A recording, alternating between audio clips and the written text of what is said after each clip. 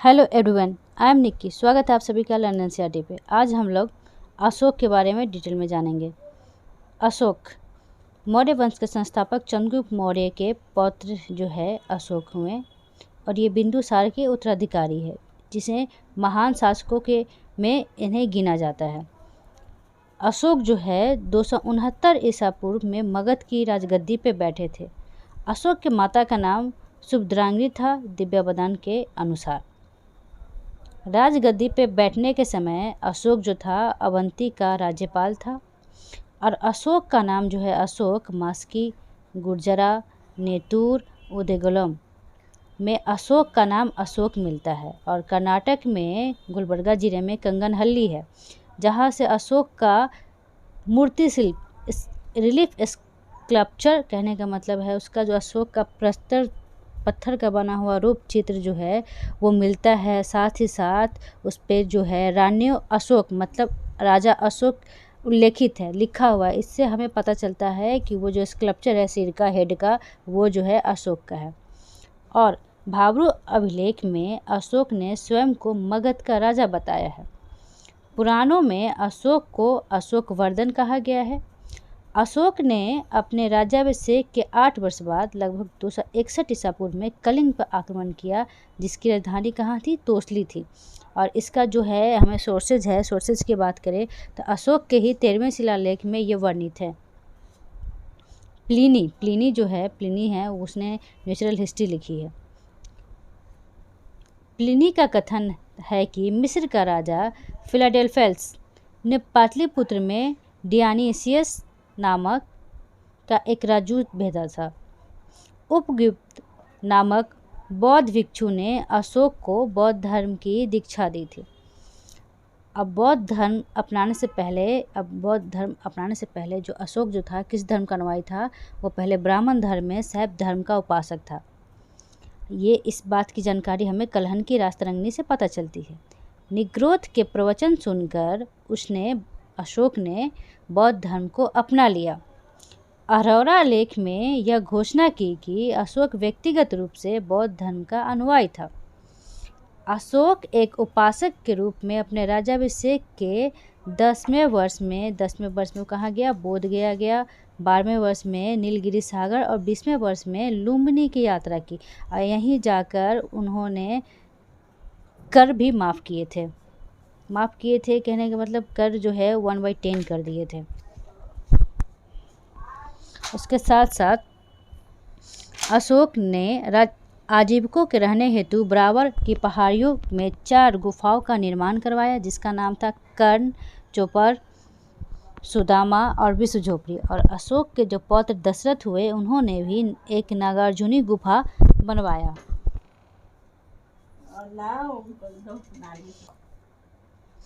अशोक के 7वें स्तंभ लेख में आजीविकों का उल्लेख किया गया है तथा महामात्रों को आजीविकों के हितों का ध्यान रखने के लिए रखा गया।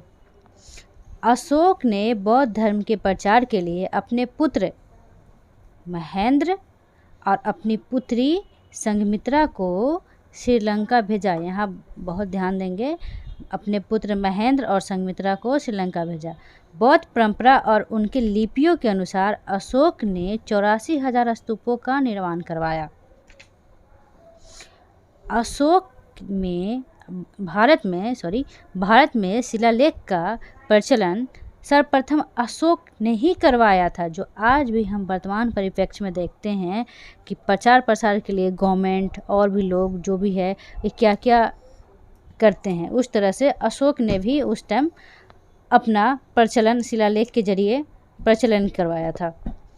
अशोक के शिलालेख में ब्राह्मी, बहुत यहाँ ध्यान देंगे, पूछा जाता है जनरल कंपटीशन से लेकर नेट के एग्ज़ाम तक में कि किस किस लिपि का प्रयोग हुआ अशोक के शिलालेख में। ब्राह्मी, खरोष्टी, ग्रीक, अरमाइक लिपि का प्रयोग हुआ।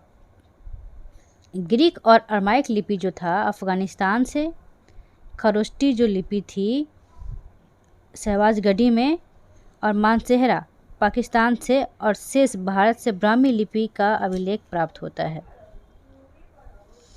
और जो खरोष्टी लिपि जो है दाएं से बाईं की ओर लिखी जाती थी। अब अशोक के जो अभिलेख है उसे 3 भागों में बांटा जा सकता है, एक शिलालेख, स्तंभलेख और गुहालेख। और ये क्वेश्चन और आता है कोई भी जनरल कंपटीशन में कि अशोक के शिलालेख की खोज किसने की, तो 1750 में फ्लिंडर्स पैट्रिट ने की और इनकी संख्या कितनी थी, 14 थी। अभिलेख, अशोक के अभिलेख को प्रथम किसने सफलतापूर्वक पढ़ा, तो 1837 ईस्वी में जेम्स प्रिंसेप ने पढ़ा। अशोक के प्रमुख शिलालेख और उनमें वर्णित विषय, 14 शिलालेख है, उसमें क्या क्या लिखा हुआ है उसे हम लोग जानते हैं। अशोक के पहले शिलालेख में इसमें पशु बलि की निंदा की गई है। दूसरे शिलालेख में मनुष्य व पशु दोनों की चिकित्सा व्यवस्था का उल्लेख किया गया है। तीसरा में इसमें राजकीय अधिकारियों को यह आदेश दिया गया कि वे हर 5 वर्षों के उपरांत दौरे पर जाएं। इसमें कुछ धार्मिक नियमों का भी उल्लेख है। अशोक के चौथे शिलालेख, इसमें भेरी घोष की जगह धम्म घोष की घोषणा की गई है। बहुत ध्यान देंगे, यहाँ भेरी घोष की जगह धम्म घोष की घोषणा की गई। 5वां शिलालेख में है, ये 5वां शिलालेख बहुत ही भी इम्पोर्टेंट है। इसमें धर्म महामात्रों की नियुक्ति का जानकारी प्राप्त होता है हमें। 6ठा शिलालेख में इसमें आत्मनियंत्रण की शिक्षा दी गई है। 7वां या 8वां में इसमें अशोक की तीर्थ यात्राओं का उल्लेख किया गया है।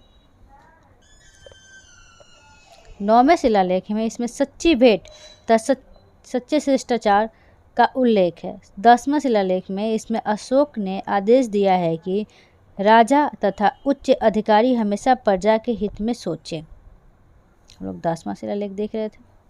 11वां देखते हैं, इसमें धर्म की व्याख्या की गई है। 12वां, इसमें स्त्री महामात्रों की नियुक्ति एवं सभी प्रकार के विचारों के सम्मान की बात कही गई है। 13वां शिलालेख में ये 13वां शिलालेख बहुत ही इम्पोर्टेंट है। 13वां शिलालेख, इसमें कलिंग युद्ध का वर्णन है। कलिंग युद्ध कब हुआ था, 261 ईस्वी में। इसमें इसके बाद अशोक का जो हृदय परिवर्तन हुआ है उसकी बात कही गई है। इसमें 5 यवन राजाओं के नाम का भी उल्लेख होता है जहां उसने धर्म प्रचारक भेजे। 14वां शिलालेख, इसमें अशोक ने जनता को धार्मिक जीवन बिताने के लिए प्रेरित किया। और इसके साथ साथ अशोक के जो 7 स्तंभलेख है उसको जानते हैं, जो ब्राह्मी लिपि में लिखी गई है। यह 6 अलग अलग स्थान से प्राप्त हुआ है। पहला देखते हैं, प्रयाग स्तंभलेख, इसे पहले कौशाम्बी में स्थित था। इस स्तंभलेख को अकबर ने इलाहाबाद के किले में स्थापित किया था। दूसरा है दिल्ली टोपरा, बहुत फेमस है दिल्ली टोपरा। यह स्तंभलेख फिरोज शाह तुगलक के द्वारा टोपरा से दिल्ली लाया गया था, इसलिए इसे दिल्ली टोपरा स्तंभलेख कहते हैं। दिल्ली मेरठ, यह पहले मेरठ में था, फिर इसे फिरोज शाह के द्वारा दिल्ली लाया गया, इसलिए इसे दिल्ली मेरठ कहा गया है। रामपुरवा बिहार में है। यह स्तंभलेख जो है चंपारण बिहार में स्थापित है और इसकी जो खोज हुई 1872 में कार्लाइल ने की थी। बहुत इंपॉर्टेंट है, यहाँ कार्लाइल ने इसकी खोज की थी। अरेराज, लौरिया अरेराज जो है ये भी बिहार में चंपारण में है। लौरिया नंदनगढ़ ये भी है, चंपारण में है। इसके स्तंभ पे मोर का चित्र बना है। लौरिया नंदनगढ़ पे जो स्तंभ के ऊपर जो पशुओं का जो चित्रण किया जाता है उस चित्रण में लौरिया नंदनगढ़ में मोर का चित्रण है। और कौशाम्बी अभिलेख को रानी का अभिलेख कहा जाता है। अशोक का जो 7वां अभिलेख सबसे लंबा अभिलेख है। अशोक का सबसे छोटा स्तंभ जो है लेख है रुमनदेही है। इसी में लुम्बिनी में धर्म यात्रा के दौरान अशोक का भूराजस्व का दर घटाकर 1/8 भाग कर दिया गया और लुम्बिनी ग्राम का धार्मिक कर को बलि कहा जाता था उस टाइम, माफ़ कर दिया गया। और देखते क्या है, महास्थान जो बांग्लादेश में है फिलहाल से सोहगौरा ताम्रपत्र प्राप्त हुआ। मौर्य काल में अकाल सूखा जैसे दैवी प्रकोप के समय राज्य द्वारा राहत कार्य किए जाने का विवरण हमें प्राप्त होता है। प्रथम पृथक शिलालेख में यह घोषणा की गई कि सभी मनुष्य मेरे बच्चे हैं। अशोक का सारकुन्ना कंधार अभिलेख ग्रीक और अरमाइक भाषाओं से प्राप्त हुई है। साम्राज्य में मुख्यमंत्री एवं पुरोहित की नियुक्ति के पूर्व इनका चरित्र का काफ़ी जांच परखा जाता था। इसे उपदा परीक्षण कहा जाता था।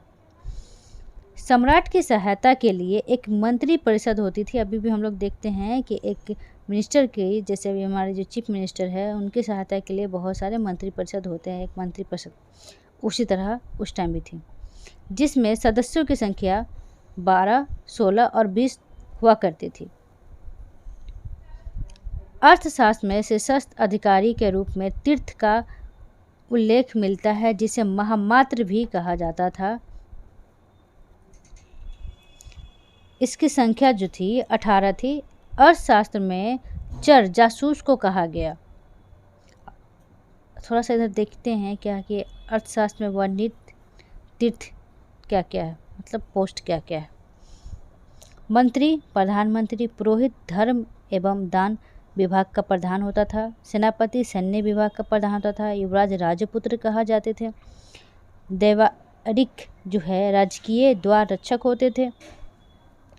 अंतर्वैदिक अंतःपुर का अध्यक्ष होता था। समाहर्ता आय का संग्रहकर्ता होता था। सन्निधाता जो है राजकीय कोषाध्यक्ष होता था। प्रशाता जो था कारागार का अध्यक्ष होता था। अप्रदिष्टि कमिश्नर के कहते थे। पौर नगर का कोतवाल होता था। पौर व्यवहारिक प्रमुख न्यायाधीश, नायक, नगर रक्षा का अध्यक्ष, कर्मांतिक उद्योगों एवं कारखानों का अध्यक्ष। अगला है मंत्री परिषद जो है अध्यक्ष को कहा जाता था। दंडपाल जो है सेना का सामने जो रहता था वो दंडपाल।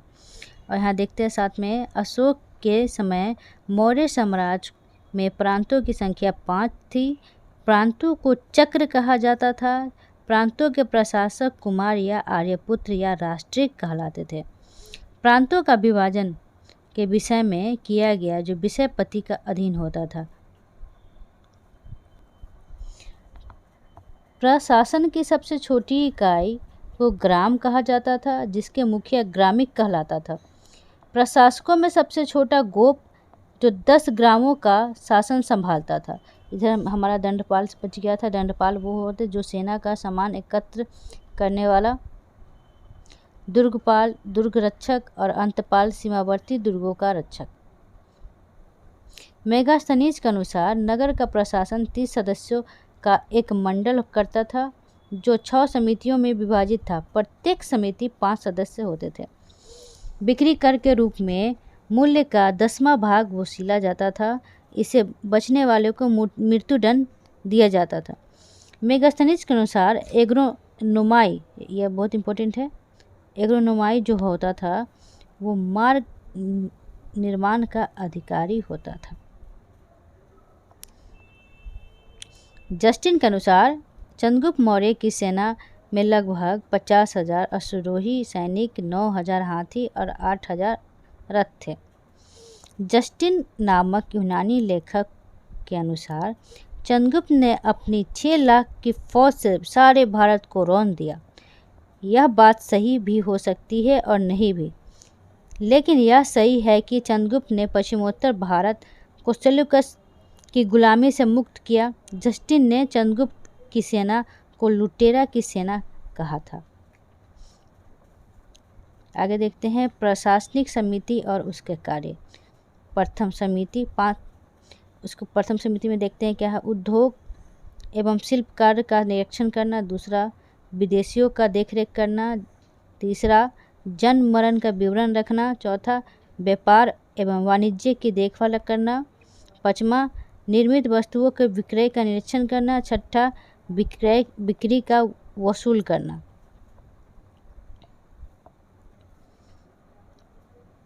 युद्ध क्षेत्र में सेना का नेतृत्व करने वाले अधिकारी नायक कहलाता था। सैन्य विभाग का सबसे बड़ा अधिकारी सेनापति होता था। प्लिनी नामक यूनानी लेखक के अनुसार चंद्रगुप्त की सेना में 6 लाख पैदल सिपाही, 38,000 घुड़सवार और 9,000 हाथी थे। मेगास्थनीज के अनुसार मौर्य सेना का रखरखाव 5 सदस्यीय और 6 समितियां करती थी। वो हम देखेंगे आगे। मौर्य प्रशासन में गुप्तचर विभाग महामात्य सर्प नामक आमत्य के अधीन था। अर्थशास्त्र में गुप्तचर को गूढ़ पुरुष कहा गया है तथा एक ही स्थान पर रहकर कार्य करने वाले गुप्तचर को संस्था कहा जाता था। एक स्थान से दूसरे स्थान तक भ्रमण करके कार्य करने वाले गुप्तचर को संचार कहा जाता था। अशोक के समय जनपदीय न्यायालय के न्यायाधीश को राजुक कहा जाता था। थोड़ा यहाँ देखते हैं समिति और उनके कार्य। प्रथम जल सेना की व्यवस्था, दूसरा जो था यातायात और रसद की व्यवस्था करना, जैसे भी हम लोग देखते हैं अलग अलग तरह के गश्त सेना के लिए अलग, रथ सेना के लिए, पैदल सेना के लिए, अश्वारोही सेना के लिए, सबके लिए अलग अलग समिति और अलग अलग कार्य होते थे। सरकारी भूमि को सीता भूमि कहा जाता था। बिना वर्षा के अच्छी खेती होने वाली भूमि को अदेव मात्रिक कहा जाता था। मौर्य काल में द्रोण अनाज के माप के लिए प्रयोग होता था। मेगास्थनीज ने भारतीय समाज को 7 वर्गों में विभाजित किया था। कौन कौन सा वर्ग है वो देखते हैं। दार्शनिक, किसान, अहीर, कारीगर, सैनिक, निरीक्षक, सभासद। स्वतंत्र वेश्यावृत्ति को अपनाने वाली महिला को रूपा जीवा कहलाती थी। नंद वंश के विनाश करने में चंद्रगुप्त मौर्य ने कश्मीर के राजा प्रवर्तक की सहायता प्राप्त की थी। मौर्य प्रशासन 137 वर्षों तक रहा। भगवत पुराण के अनुसार मौर्य वंश में 10 राजा हुए, जबकि वायु पुराण के अनुसार 9 राजा हुआ। मौर्य वंश के अंतिम जो शासक थे वृद्धत था। इसकी हत्या उसके सेनापति पुष्यमित्र शुंग ने 185 ईसा पूर्व में कर दी और मगध पे शुंग वंश की नींव डाली। और साथ साथ यहाँ देखते हैं इसमें कि मौर्य वंश का जो हमें जो शिलालेख जो प्राप्त हुआ वो कहाँ कहाँ से प्राप्त हुआ है वो देखते हैं इस मैप के थ्रू।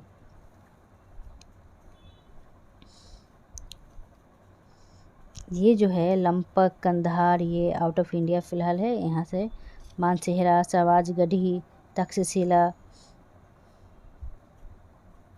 जो हम लोग दिल्ली टोपरा पढ़े थे, दिल्ली टोपरा, कलसी, मेरठ, लुम्बिनी से जहाँ से वहाँ कर माफ़ किए थे। रामपुरवा बिहार में है, अरेराज बिहार में है, पटलिपुत्रा बिहार में है, गुर्जर, कौशाम्बी जिसे रानी का लेख कहा गया है, इलाहाबाद, रूपनाथ, सांची, पनगुरिया, एक है गिरनार गुजरात में, जहाँ से 14वां शिलालेख हमें एक जगह से एक शिलालेख पे लिखा प्राप्त होता है।